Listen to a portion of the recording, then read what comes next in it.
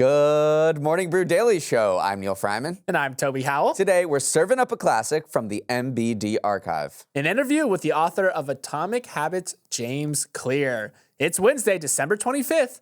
Merry Christmas, and let's ride.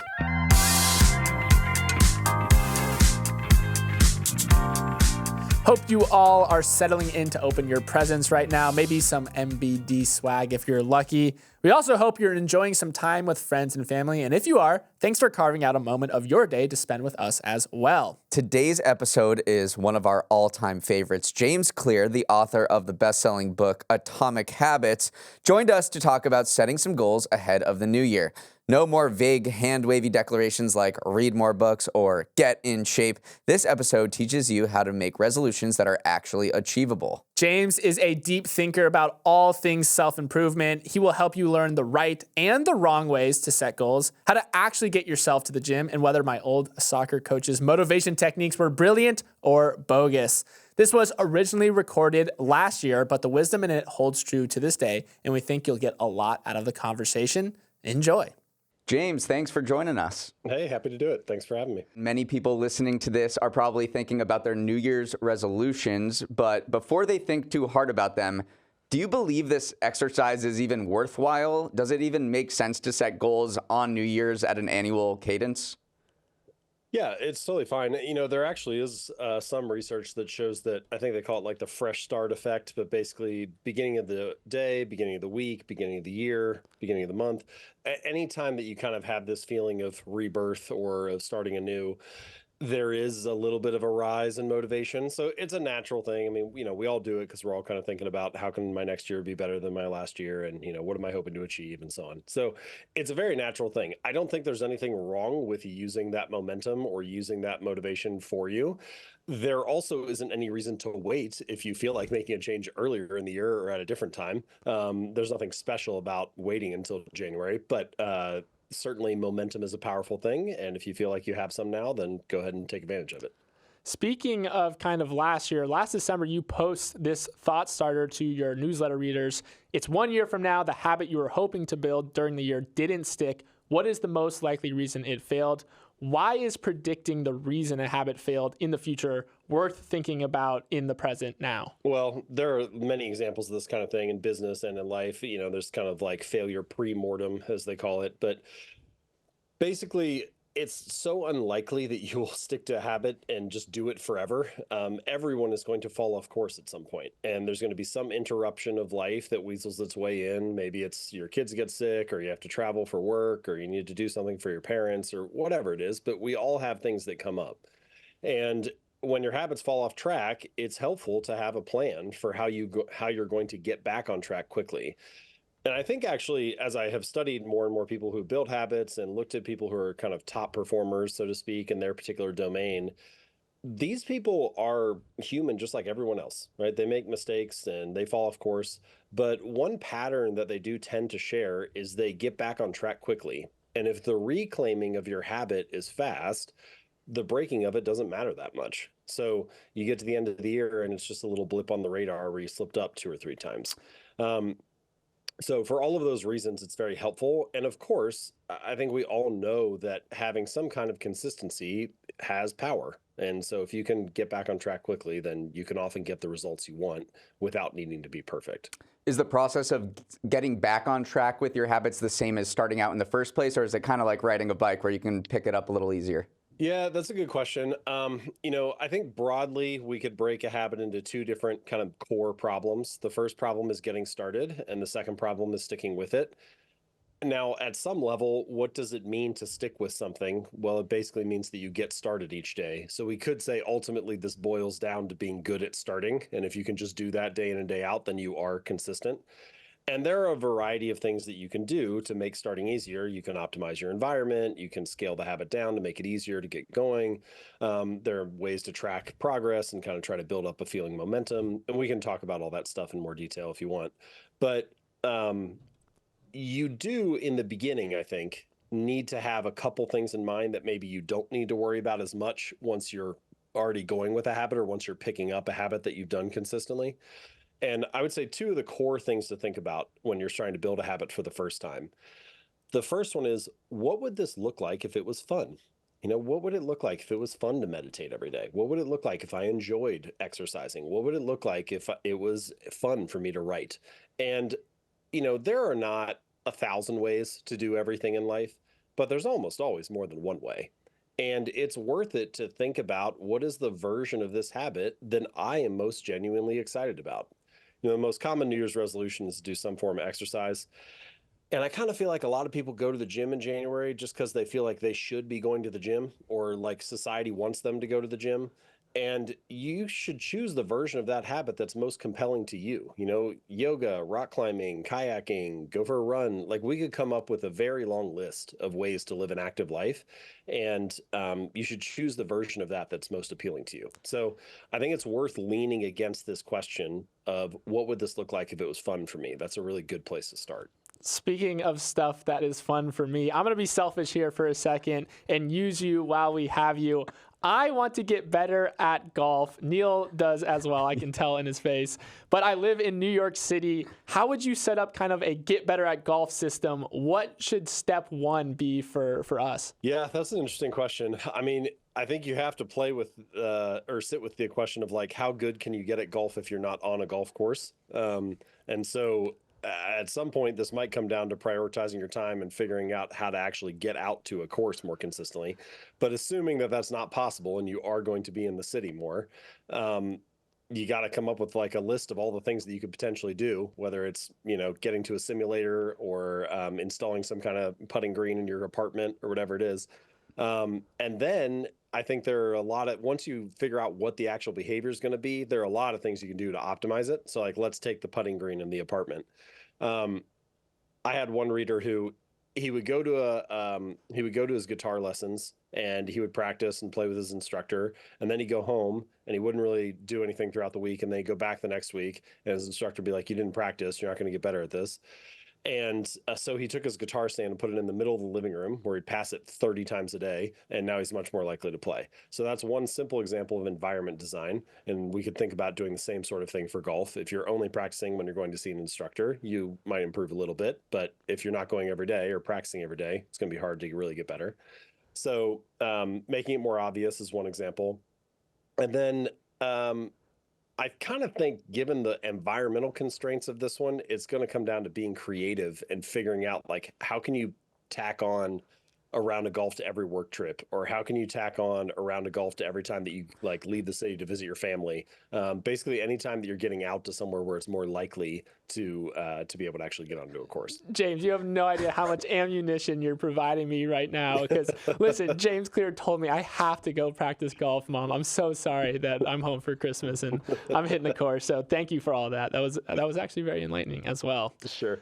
So sticking in the sports category, my old soccer coach always used to say, he was British, so this is my British accent, "Toby, do you love to win or do you hate to lose?" I never had a great answer for it, so I'm turning it over to you. What is a more effective motivator, positive or negative reinforcement?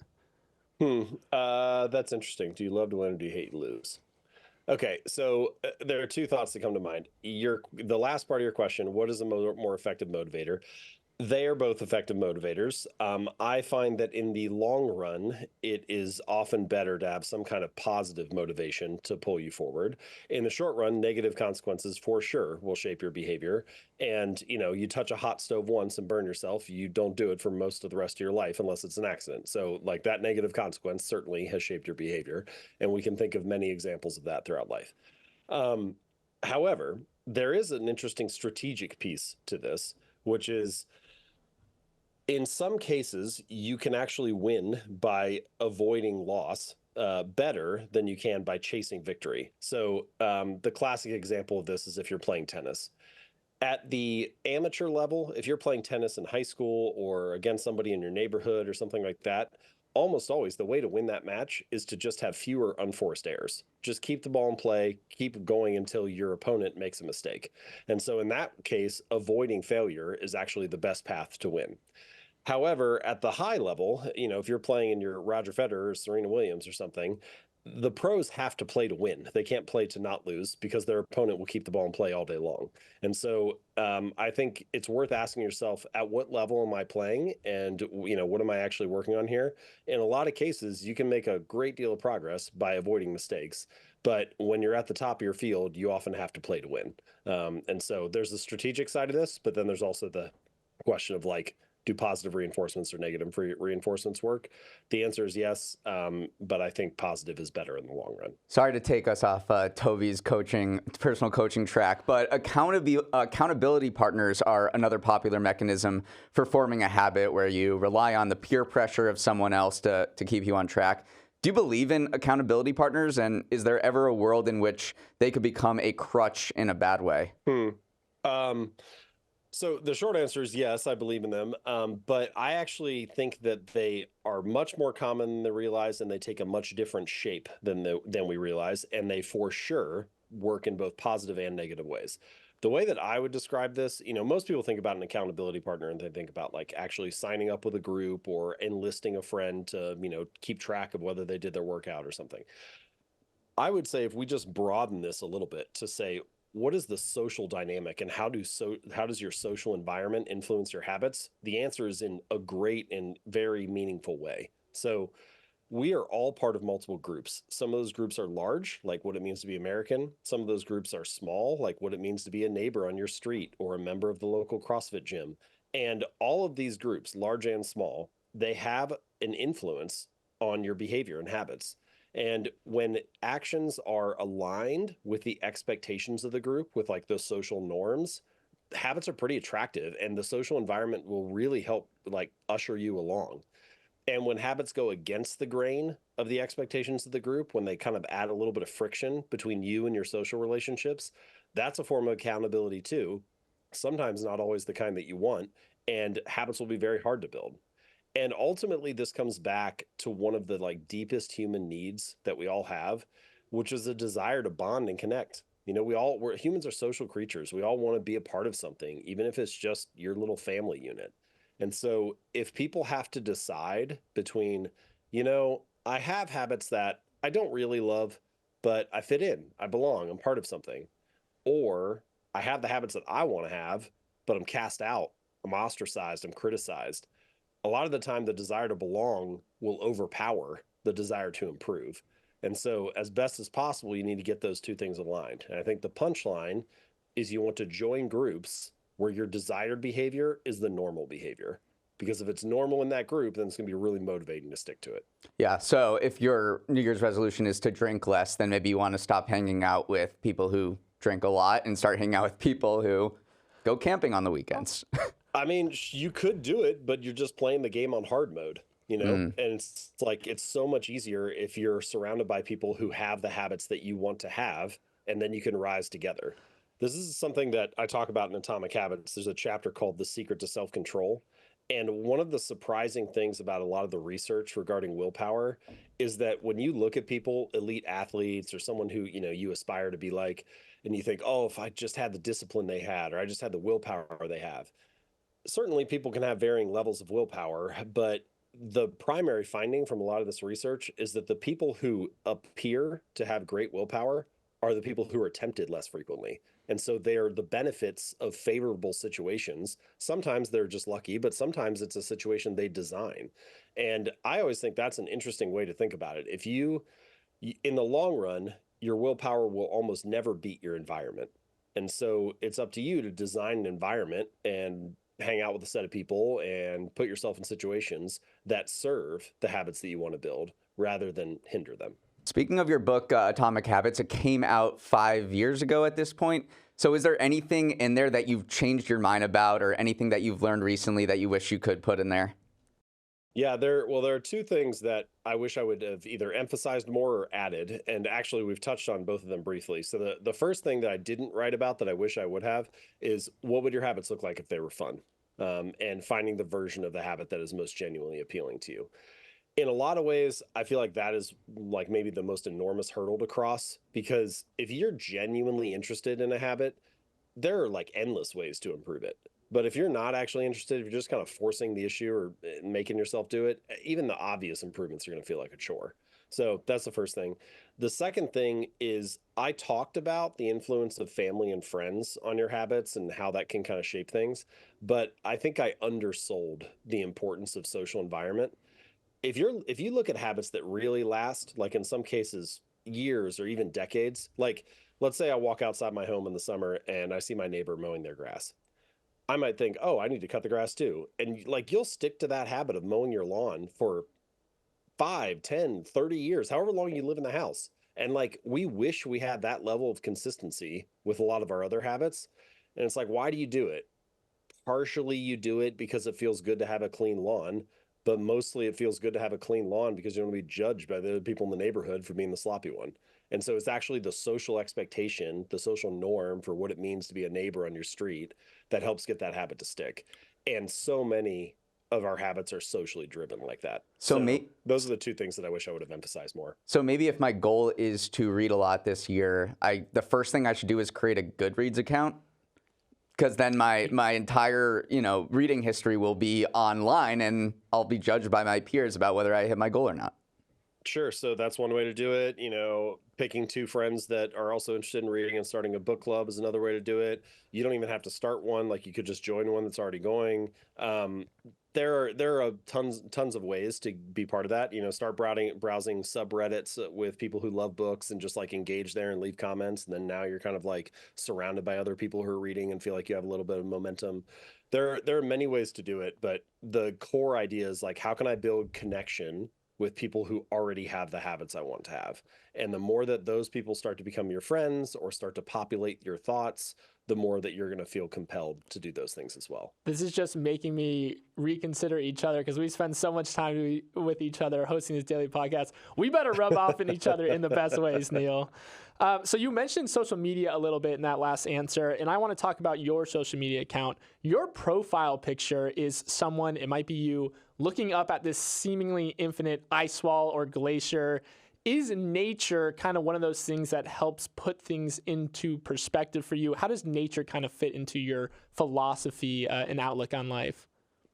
That's interesting. Yeah, I think to a large degree, many of the themes and concepts I write about originated in nature, or you could be inspired from them there. Like, if you think about building habits or making positive change, what we're talking about is some kind of transformation or evolution. And of course, evolution is this huge driving force in nature. And so there's a lot of inspiration and crossover there.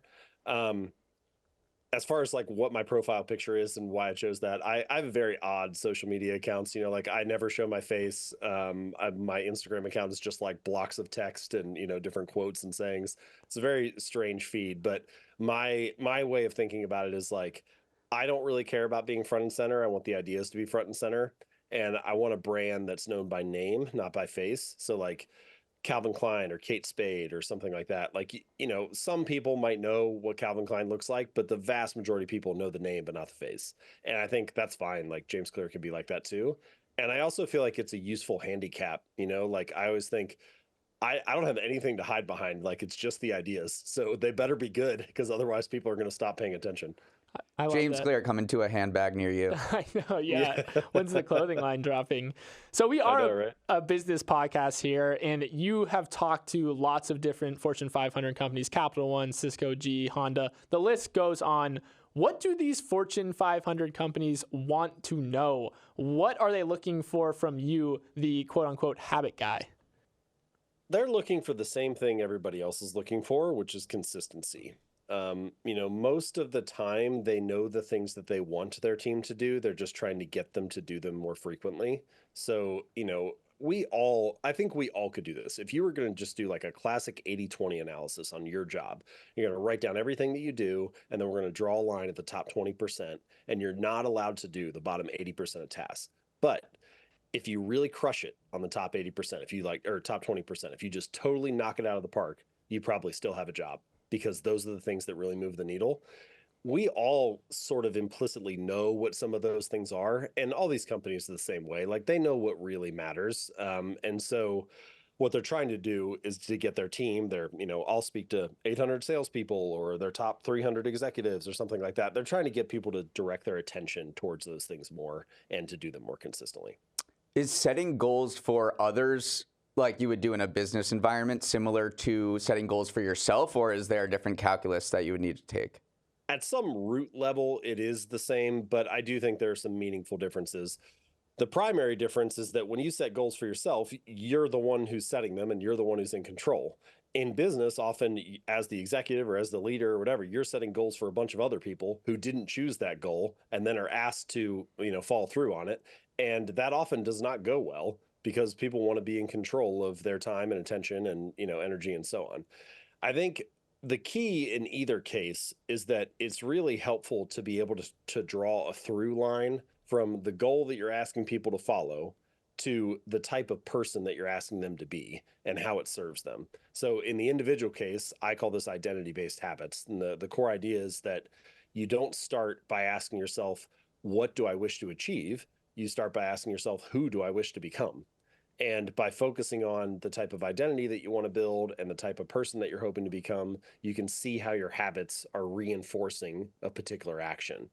So, for example, rather than worrying about like, oh, I want to lose 30 pounds in the next 6 months, you focus on building the identity of I'm the type of person who doesn't miss workouts. Now, in the team context, this becomes a little broader because often when we talk about identity in a business, we're talking about like, what is the culture? And so you need to be really clear about who are we and what are we trying to achieve. And if you can get people to buy into that vision or that shared identity, then it becomes a little easier if you can connect the goal to that. And you can say, hey, listen, we all said that we're in on this. We all said we want to become this. Here's how these goals kind of feed in to that bigger picture.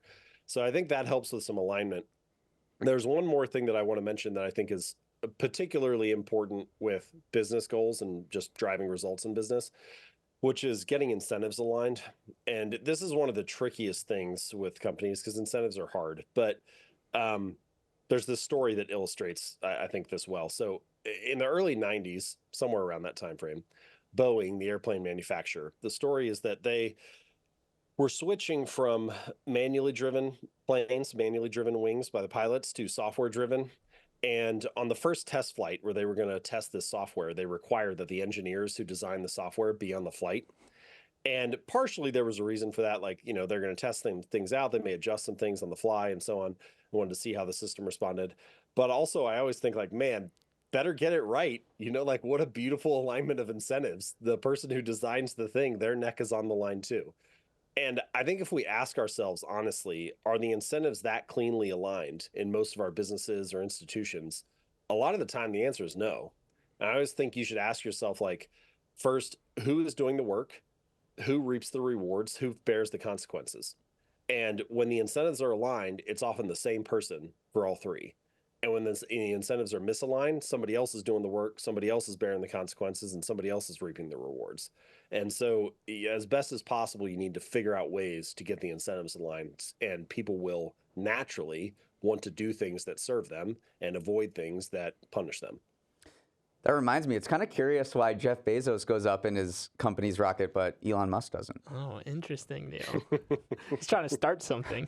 All right, James, you are pretty smart, but I assume that not all of your ideas just kind of sprang out of your head one day. Who are some of the people, writers, thinkers that have been a source of inspiration for you? Oh man, there are literally hundreds. I actually keep a list of sources on my website. So if you go to jamesclear.com/thanks, it's like a thank you page to all the people that have been various inspirations and sources of ideas to me. It would be impossible to list everybody. There are, hundreds of sources in Atomic Habits alone. And I feel like I'm always looking, I don't even really read books anymore. I kind of like read chapters or read sentences. Like I'm just like looking for a little bit of insight where I'm like, oh, I really like how that was phrased, or, oh, I really like how the way that they unpack that. Maybe I can, like take that and make it my own or use that in some way. So pretty much everything that I share, two things are true. The first is pretty much everything is a reminder to myself. So like I struggle with all this stuff too. And it's just a way of me trying to pull myself back to center. And then the second thing is almost nothing that I share is something that I originally thought of. I feel like my value is that I try to put it in a way that is easy to understand and easy to apply, but the ideas almost all originated elsewhere. And I think we have this somewhat incorrect view of creativity, that creativity is origination, that it is like the creation of something from nothing. But actually, I think almost every form of creativity is synthesis. It is the connecting of ideas that were previously unconnected. It is the sharing of something that has already been out there, but has never quite been put that way, or has never quite been delivered in that fashion. And that, I feel like, is my job, is to come across the very best ideas I can, and then to deliver them in a way where you think, you know what, I always have kind of felt that, but I just didn't have the language for it. Or I've always believed that or seen that in my life too, but I've never heard it put that way. And if I can do that and try to deliver ideas in a more useful or a more actionable or practical fashion, then I feel like that is a lot of value, and I'm happy to play that role, and other people can play different roles. That's our job too, actually. At Morning Brew, we are synthesizers of information. So that definitely preaching to the choir there. All right, I'm sure for our final question of the day, there's someone out there right now who is debating whether to follow through on their newly minted New Year's resolution. Maybe they're deciding whether to go to the gym right now. What would you say to them to get them on track to start the year off right? So two things, one big picture, one tactical. So big picture, a lot of the time I feel like the two best time frames to focus on are 10 years or 1 hour. So like 10 years is, think about any big meaningful thing in your life that you'd like to achieve. Creating a successful marriage, raising kids that you're proud of, getting in the best shape of your life, launching a successful business, finishing a book, like whatever it is, it's probably like a multi-year thing. And so you can keep that big picture 10-year vision in your mind and then scale it down to 1 hour. What can I do in the next hour that moves me toward where I want to be 10 years from now? And if you can do that, then I think you start to see how small changes can really add up, how these small actions day in and day out and can accumulate into something meaningful. And it really doesn't take much to feel good about yourself or to feel like it's moving forward. Like all you really need is 5 good minutes. 5 good minutes of exercise can reset your mood for the day. 5 good minutes of conversation can restore a relationship that's been shattered or has been, fragmented. 5 good minutes of writing can make you feel like the manuscript's moving forward again. So it doesn't take much. So that's the big picture view, 10 years or 1 hour. And then the tactical thing is utilize what I call the 2-minute rule. So very simple, just says take your habits and scale it down to something that takes 2 minutes or less to do. So read 30 books a year becomes read 1 page, or do yoga 4 days a week becomes take out my yoga mat. And sometimes I mention this and people resist a little bit, but I had this reader, this guy named Mitch, I mentioned him in Atomic Habits, and he started going to the gym, and he's lost over 100 pounds now, kept it off for more than a decade. And when he first started going, for the first 6 weeks, he had this strange little rule where he wasn't allowed to stay for longer than 5 minutes. So get in the car, drive to the gym, get out, do half an exercise, get back in the car, drive home. And it sounds ridiculous. It sounds silly, like this is obviously not going to work. But what you realize is he was mastering the art of showing up. And this is this deep truth about habits that people often overlook, which is a habit must be established before it can be improved. It has to become the standard in your life before you can scale it up and turn it into something more. You need to standardize before you optimize. So I'm reminded of that quote from Ed Lattimore where he says, the heaviest weight at the gym is the front door. Like there are a lot of things in life that are like that. So think about the big 10-year vision, scale it down to the next hour or 5 minutes or 2 minutes, make it as small as possible, and cast some little vote, make some little action today that moves you toward that big picture view that you have for the future. James, thank you so much for joining us. I can't imagine listening to you speak and not wanting to become the absolute best version of yourself possible. So I hope everyone listening at home feels the same. If you want more of James, you can find his book, Atomic Habits, his habit journal, and his newsletter at jamesclear.com or on social at jamesclear. Thanks, guys. Appreciate it. Thanks, James.